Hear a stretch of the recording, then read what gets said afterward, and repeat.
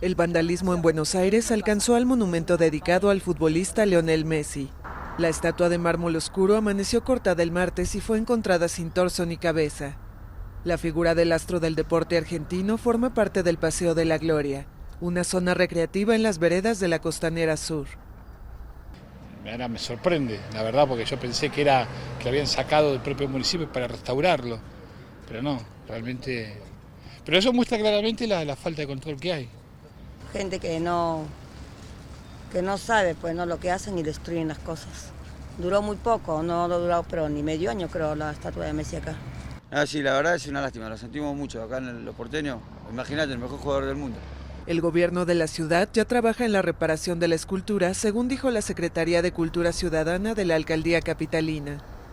Los actos vandálicos en las estatuas, esculturas, monumentos y sitios públicos, e incluso frente a casas particulares, son una práctica habitual en Buenos Aires.